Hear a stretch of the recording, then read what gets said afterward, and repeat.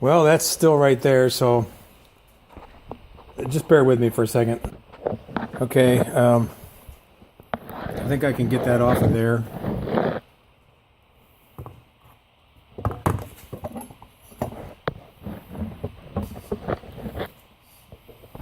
I can get that under there. Well, now that's stuck to there. So, hold on. Okay.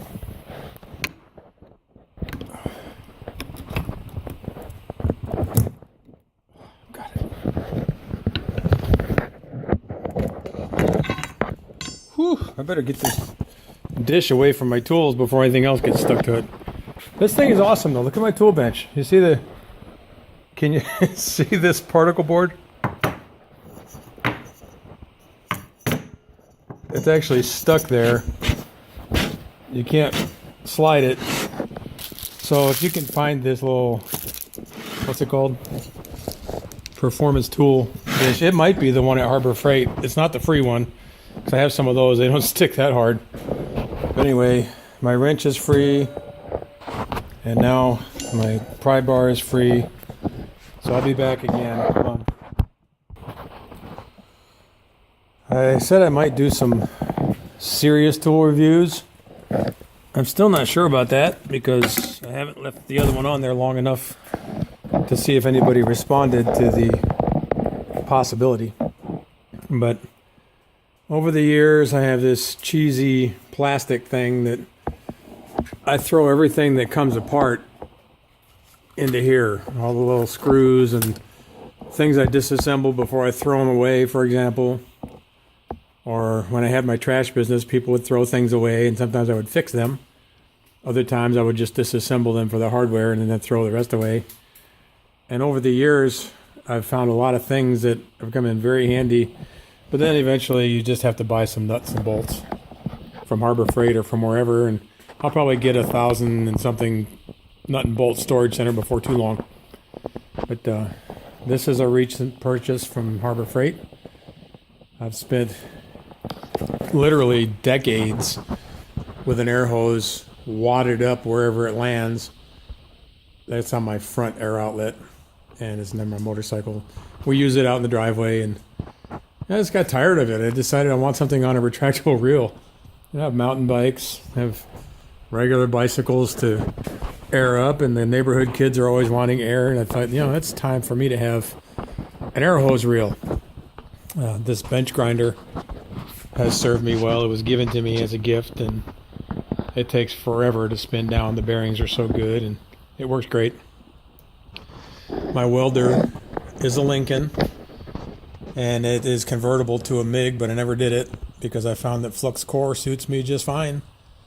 I'm not really doing any sheet metal, so flux core is fine. There's an old Craftsman toolbox that had Craftsman tools in it from my second location in my trash business. It came as a kit, 200 and some odd pieces, and I put it right down there and left it there. And I have a very basic garage setup, probably not that much different than yours. There's my 12-inch Harbor Freight miter saw that I built a deck with, and I used it as a sunk cost in the deck, and I've done many, many things with it afterwards. $134 I paid for it. There's my Husky zero turn. Here's my Craftsman project tractor, and my ZRX 1100 Kawasaki, and a bunch of junk. I'm still organizing my garage. I had cancer, I had surgery, and I got sick, had radiation treatments, but things continue to break no matter how sick you are. And I did a lot of projects, and a lot of my spare tools just ended up in piles as I would finish a project of something broken and just be too tired to do the housekeeping. So this winter, I've kind of gone on a rampage trying to get things reorganized so I can fix that tractor and move it, for one thing, and get some of the floor space back and get some of my son's motorcycle gear out. And I haven't gotten to that side of the garage really at all. Compressors, you need a compressor, and I'm going to show you my compressor. If I can unhang this, I didn't realize that was in the way.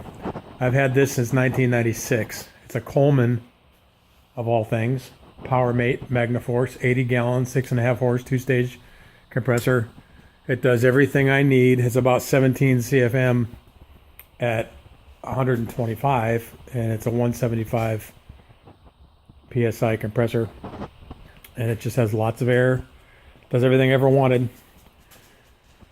My metalworking area and just whatever you do in a vise area, and a Harbor Freight magnet strip holding up a lot of my chisels and punches and files. I have a second free magnet strip I got with that wrench, ironically. It's going to go up behind there too to give a little more stability. And there's the manufacturer's opinion of how things are supposed to work. If you watch Tool Time, you'll get that. Here's my bicycle tool set. Just proprietary bicycle tools. And there's a dog collar that I rarely use, and I don't have a dog that fits that anymore. There's a flight suit from an old life.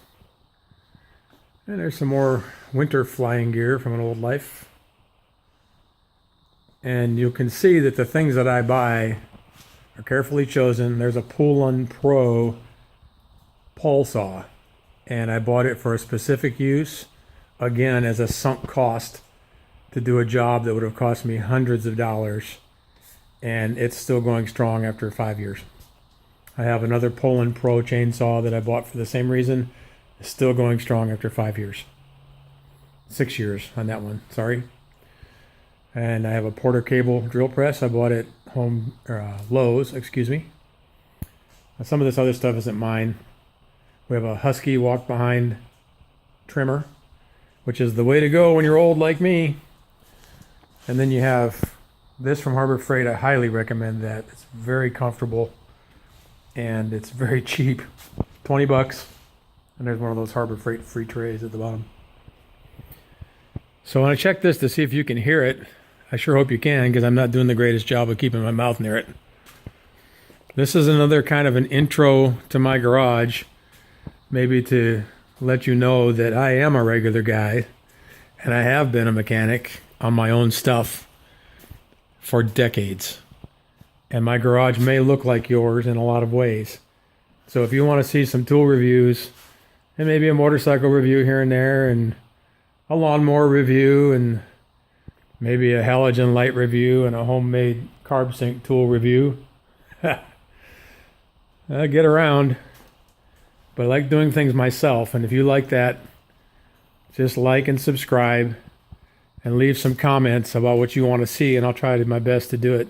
I have some time, and I'll try to make the best videos I can. Thanks for watching.